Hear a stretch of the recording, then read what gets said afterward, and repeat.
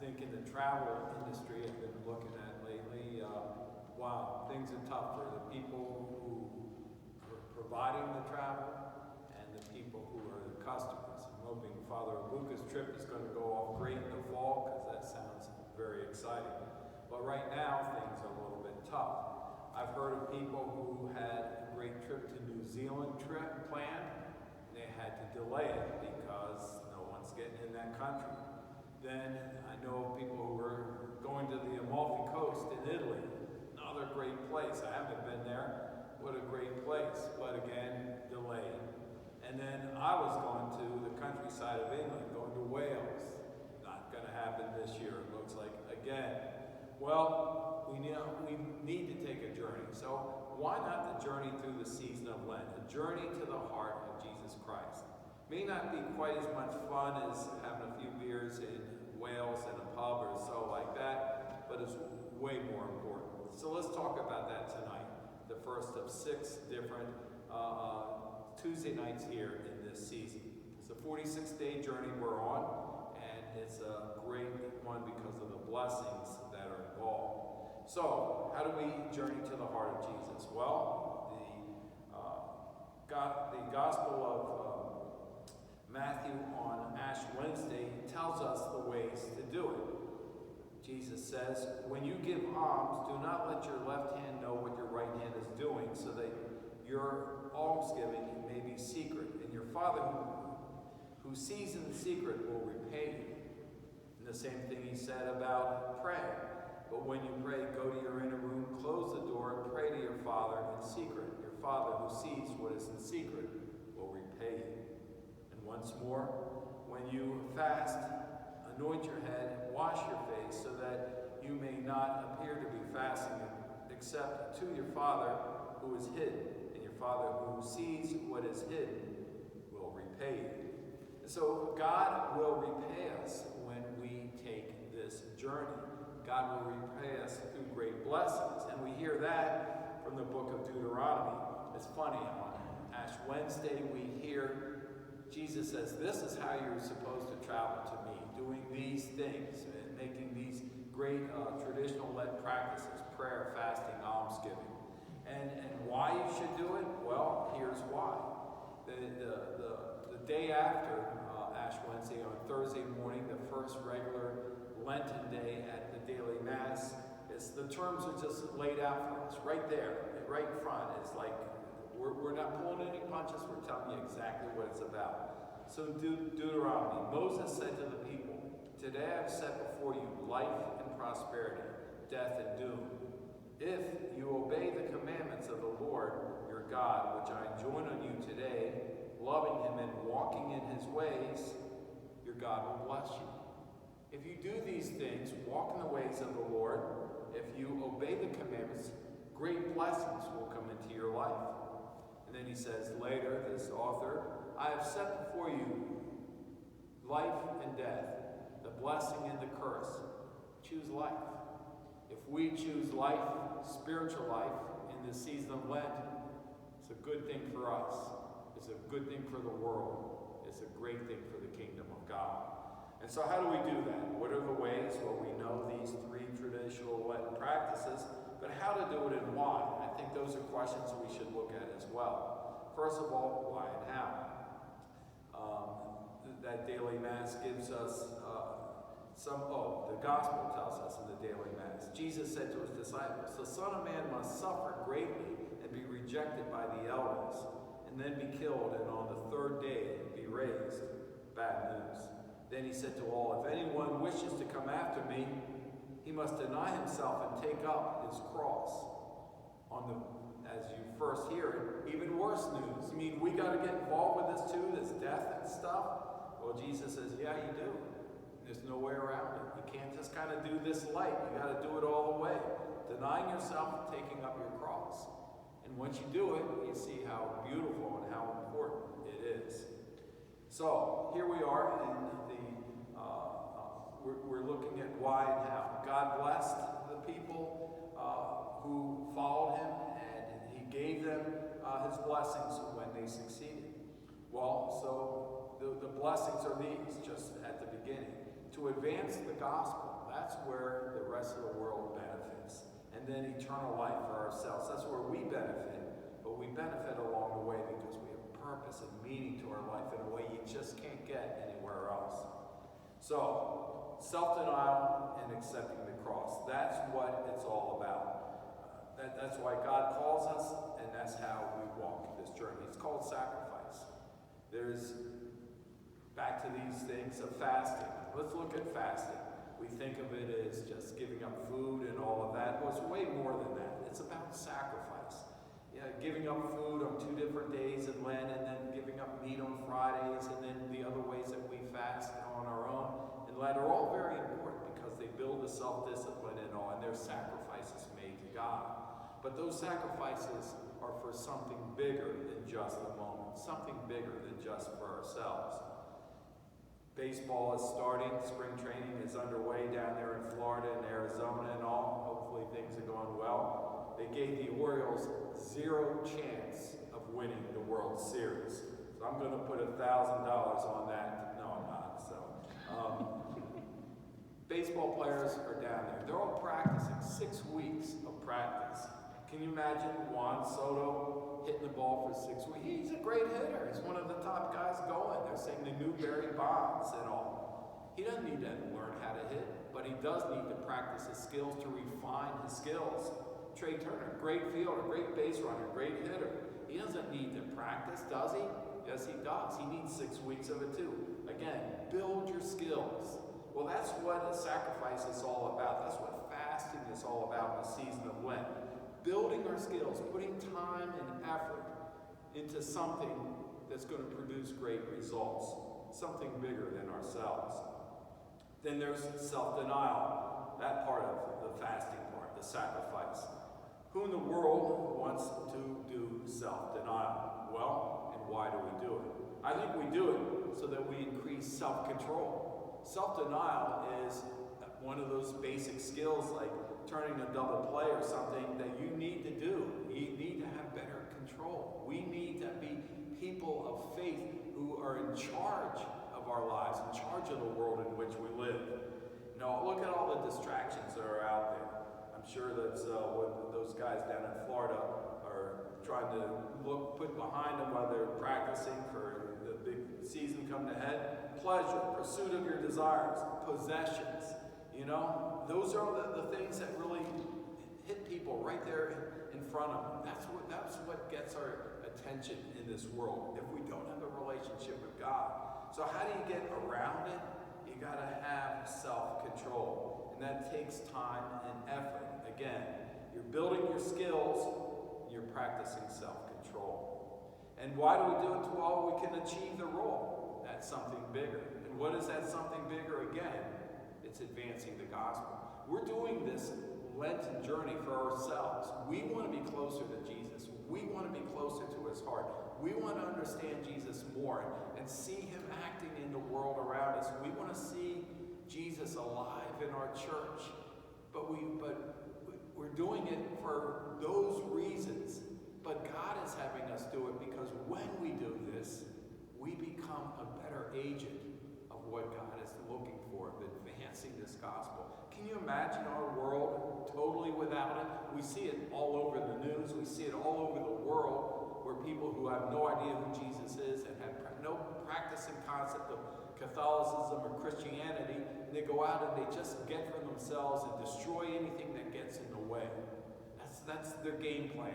We see it different. We see the eternity aspect of it. It's not just about living here. It's about living for eternity. And so that's the something bigger. And that's what we aim for. And so all the fasting and the practices that we do are there to make that happen in our lives so that we might live more successfully, minimalizing those distractions.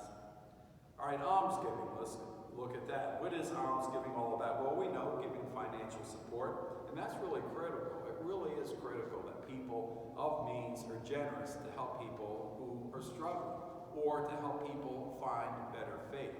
You know, I'm just thinking, God has blessed us, I think, with this mission effort in Togo, Our Lady of Guadalupe. Father Ryan is just doing fantastic work over there, and we are so so privileged to be a part of that. The church, since the beginning, had people who said, I'm going to contribute financially because I don't have the time to do the work. And then the church had people who are going to do the work who didn't have time to get the finances. So this one group supports the other group to go out and advance the gospel. And that's what's happening.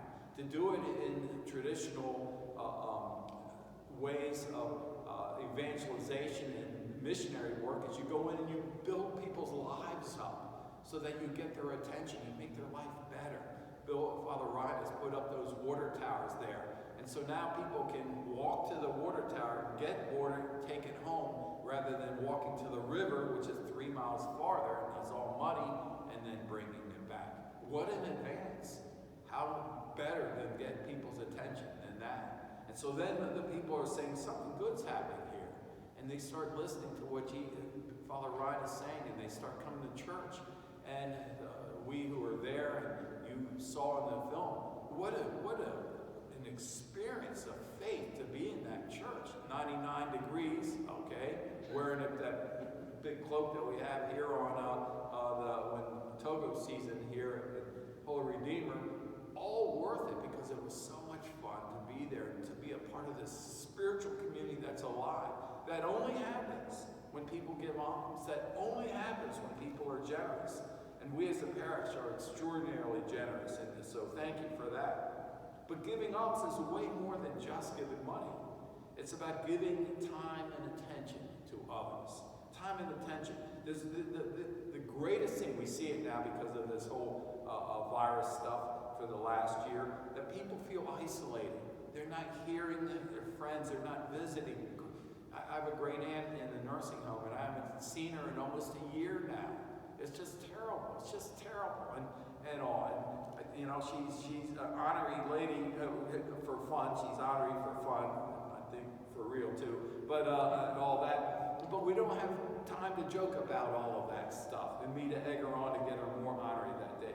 It's a terrible thing. Well, people need time. They need attention. They need to be listened to. They have to find respect from other people. They need to be understood. They need to be understood. And that's what we can do. That's how we give alms as well, in terms of time and attention, in terms of our own efforts. We make people's lives better by hearing who they are, what they're all about, and giving them that respect, that dignity of being a wonderful human being in God's eyes. And so third, prayer. We know what that's about, communicating with God. I always love when I see Oprah. Oprah's great sometimes, not so great other times, but Oprah gets on and she says, well, you know, I need to talk to God about that. I'm saying, good, Oprah. I'm glad that she says that. Talk to God, because that's what prayer is all about, talking to God, communicating with God. We do it so many ways in the season of Lent. Stations of the Cross we do. We have our own prayer, praying the rosary, all of that. But the best way is Mass. The best way is just coming to Mass, because that's the ultimate prayer. We hear God speaking to us in the liturgy. We receive Jesus in the Eucharist. But Father Abuka is going to be talking about that in a couple of weeks, so we'll let that part go there. But all of these ways in order just to talk to God. When we do that, we're growing, we're getting closer to the heart of Jesus Christ through the traditional practices of this great season. All right, how about what we're talking about, sacrifice? What's it about? Well, Jesus was the perfect sacrifice. He was the one who made it all happen. The Old Testament, I'll do that part right now. The Old Testament sacrifice was there. It was material sacrifice. People gave their animals up and their crops to show their loyalty to God. They did it to show their loyalty and to worship their God. They also did it to ask forgiveness. But they weren't the only ones to do it. Every religion back in those days had some form of sacrifice. Every ritual, all the religions did it. The Old Testament people took a lot of their practices from the surrounding religions. But what made their sacrifices different is that those sacrifices were prelude to the perfect sacrifice that was to come. The other religions did it for the moment because it made them feel closer to their God. The people of the Old Testament did it for the same reason, but we didn't know at that point how their sacrifice was going to set up for Jesus' own sacrifice of his life on the cross. That's another part that's going to be what I'm going to be talking about later on in the thing. So we won't get into it too much now, but that sacrifice that Jesus made was the perfect sacrifice. So we then do our sacrifices here. We do it. The New Testament concept of sacrifice was this. When Jesus did it, he fulfilled all of those Old Testament sacrifices. He took all those good people, the sacrifices they made, and he said, I'm going to give it credibility, and I'm going to give it eternity, because it's going on the cross with me when I make that perfect sacrifice. So all of that went before became a part of history and reality, and was put down in the books and the scriptures, and became the foundation of our faith. And all because those people were sincere when they did it. And that sincerity then was rewarded through Jesus' own suffering and cross. But he's asking us to make a different kind of sacrifice now. He wants us to do a spiritual sacrifice, to replace that physical animal being burned up and the crops being burned up and all that stuff, to replace it with interior piety. That's the sacrifice that we can make now. Certainly the almsgiving, certainly the prayer, certainly the fasting, that's all sacrificial efforts on our part. But it all comes from what's within, the interior piety. That's what Jesus very clearly established in his 3-year ministry. Old Testament sacrifices were part of the past. What I really want, what God really wants, is an interior heart focused on himself, arriving at the heart of Jesus on that journey. And so that is why Jesus died on the cross. So going back now to the sacrifice, the Mass, the Eucharist, adoration, all of these ways. On Ash Wednesday, we begin the season of Lent with another thing, ashes. Just reminding ourselves this journey in this world is temporary, it's part-time. It's fun, it's good, we want it to last a long time, and we want to enjoy it and all that. And it's more enjoyable when the snow goes away than when we're paying for it. You ought to see how much it costs to get rid of that stuff. But when all of that stuff is there as part of this journey in life, but the journey is even better because we know that once this life is done, these ashes remind us, there's an eternal journey that we can't even comprehend, can't even imagine. And so the people sensed this on Palm Sunday, and they put the palms down. We'll be talking about that again later in the season of Lent. But those palms are down. It's like a joyous celebration. This is the guy who's going to make it all happen. They weren't even sure what was going to happen, but he was the guy who was going to make it happen. And so ashes and palms, another way for us to focus on what sacrifice is about. So when we sacrifice, it's time and attention given to God. It's a free will choice on our part so that God's plan becomes our plan. It's energy and effort to live out the gospel teaching, to sacrifice our own emotions, our own desires, our own needs to serve the needs of others, to put them first and put our own needs second. Sacrifice becomes the visible response, our visible response to our own decision to follow Jesus, to make this journey to his heart. Sacrifice is a way of life, a choice that we make to serve God. And so,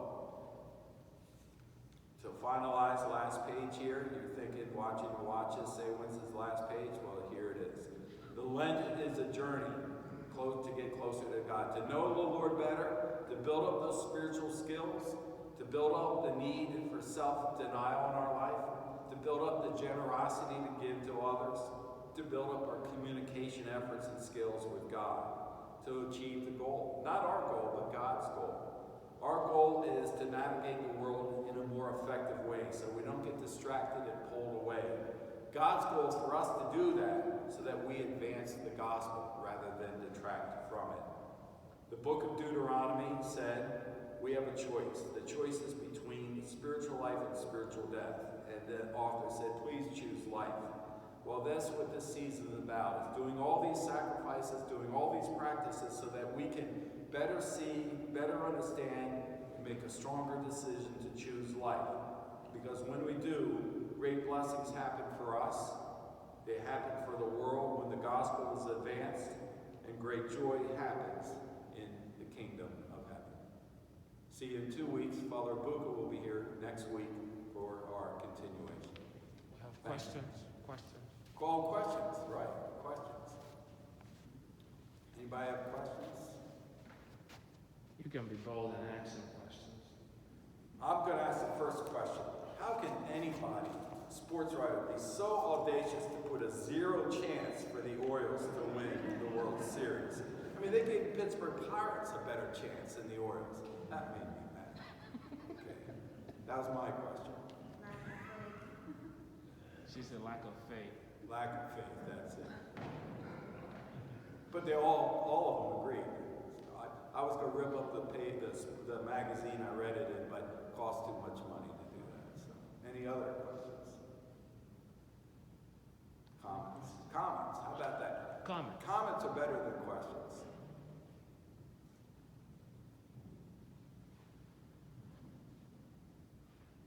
No comments, no questions. You guys are great. Then I'm going to talk for just 2 more minutes. I'm going to tell you all that how much fun it is for Father Buka, Father Tucker, and myself to travel this journey with you all. Because that's why we're here. I mean, we're here to travel this journey with you. And the one secret that they told us in the seminary that no one kind of got until later on was, you know what's going to be the best thing when you get in the parish? You've heard me say this before. The best thing is going to be the people that you serve, because they're going to keep you strong, they're going to keep you motivated, and they're going to keep you faithful. Because you're not going to want to be sometimes, but then you're going to think about all the great people in your parish, and you're going to want to say, you know what, I'm here, God put me here, I'm going to do this job as best I can for them, because they're great, and they have strong faith. And if my faith was as strong as theirs, and this parish would be the greatest parish. Well, it is the greatest parish, but my faith isn't as strong as yours. But the point is, I want to thank you for coming tonight and for being a part of this, because it is what we do, what you do, that nourishes each other.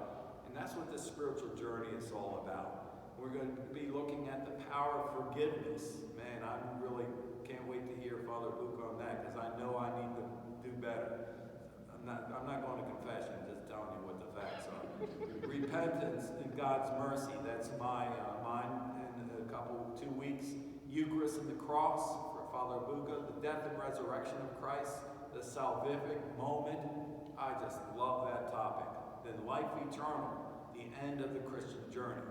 Father Buka must know something more about it than me, so we're looking forward to that. So, thank you for coming tonight. No question here.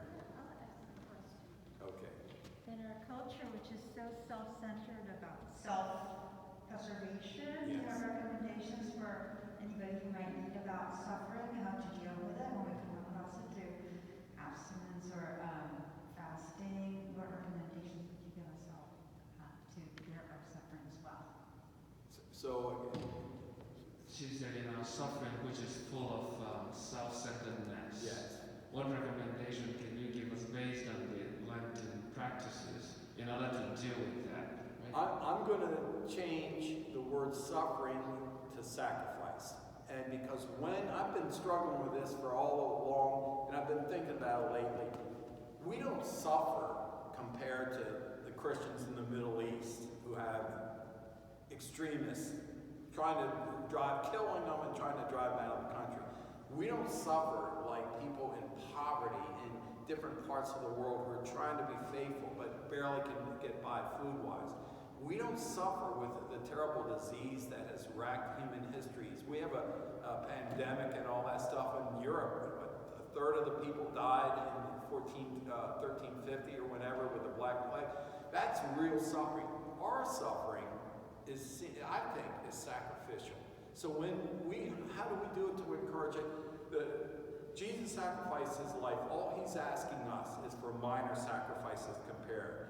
So we just increase our prayer, do our fasting with a good open heart, be people giving generously to others in time, talent, and our treasure.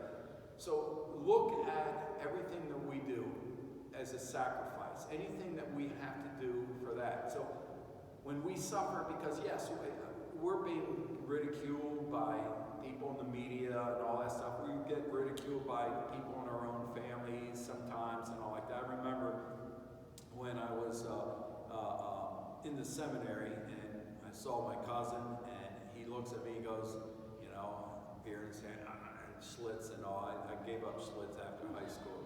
Oh, that's right, you don't drink in high school. I gave it up after college, but it was a terrible beer. But he's sitting there having beer and goes, Mark, what are you running from? I look, I don't know. What am I? He thought I was going into seminary to run away from something. And that's the last thing, I was trying to run away from the seminary is what I was trying to do. But that was the last thing on my mind. I thought, what a special way to serve. I'm not particularly sure I wanted to think God should choose me, but you know, ridicule, yes, sometimes, but you know, if people don't respect you, why should we care what they think? We respect each other, we respect ourselves. I don't care what the world says, I don't care what the people on TV say about Christianity and all that kind of stuff, I don't care. What I care about is, am I living up to what God needs? And so I see suffering as sacrifice. If I'm going through a hard time because of my faith or this or that, it's a sacrifice to God and just endure it and get through it because, you know, the Nationals will win the World Series if the Orioles can. So, you know, that's how you deal with it. God compensates for all. The last thing I'll say on that, because you don't want to get me started, but the last thing I'll say on that is, I believe with all my heart that God honors every single sacrifice we make for Him. Somehow, some way in this world. Mostly we'll never see it. Somehow God will honor any sacrifice we make. That's why there's still good in this world. That's why we have not crashed and self-destructed over the centuries. Because God honors the sacrifice of faithful people. And so when you're going through a hard time because of the secular culture, well, just know that's part of the sacrifice, and we're saving the world through that sacrifice. Let me ask a question. One of the things I notice a lot is sometimes people don't know, especially during Lent, what kind of sacrifice or fasting that they should do, and you get that question a lot. How can someone, or what's your advice when someone is discerning what kind of fasting, especially given the present situation, age, or maybe what he or she is struggling with personally, that can enable someone to make the right discernment with regards to what he's supposed to do for Lent? Okay, good question. I'm going to say the first thing is don't try to redecorate the entire house in one weekend, you know? We've all painted the interior of the house. What an awful job. And all like that. If you're going to paint a house, you paint it room by room because you'd go crazy trying to do the whole thing. Well, we should just try to fix our lives one by one. That's a motivation why we give things up and sacrifice. We're trying to better our lives. So I say choose 4 things. 2 more of, 2 less of. Less of this, less of that. More of this, more of that. Keep it simple and keep it clear. When we have 8 things that we want to do more of and 28 things what we want to do less of, well, it all gets lost and it becomes jumbled together and we never really make that much progress. So I just say we have a long time in life. Pray about 4 things. And so if it's food, yes, 1 thing. If it's giving up some of the time on the computer, yes. If it's doing more time in adoration, yes. If it's doing more time with grandchildren or friends or on the phone to people that you haven't seen or talked to in a long time, yes. Whatever it is, I say write it down. More of this, less of that. Simple. 2 things, maybe 3. 2, maybe 3. 2 big, 1 small. But don't get too complicated about it because we lose our momentum. It's how I feel.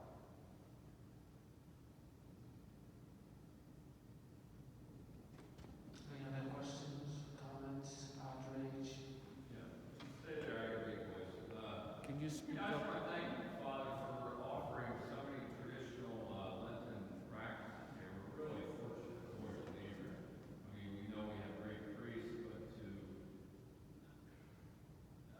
charitable, there's parishes that are pretty weak, you know, in terms of even their parishioners knowing what traditional Lenten practices are. I think we're very blessed. And so maybe all of us here can get even more people to these talks. We have this, we have Wednesday night confession and mass, confession on Saturday, Stations of the Cross. I mean, daily prayer. I mean, it's just nonstop here. You know, it's all you can eat, and it's. I really appreciate it. I think we all do. Thank you, and I guess try to get more people. A good point, yeah, encourage others, you know, because we do have so many great things happening at Holy Redeemer, so. Okay, we're gonna wrap it up, thank you, and pray for a little while. I mean, if you know what, are you all here for adoration too? Why don't we just bring the Eucharist back out to 8:30, that's when we normally go. Decision on the fly? All right, we'll do that.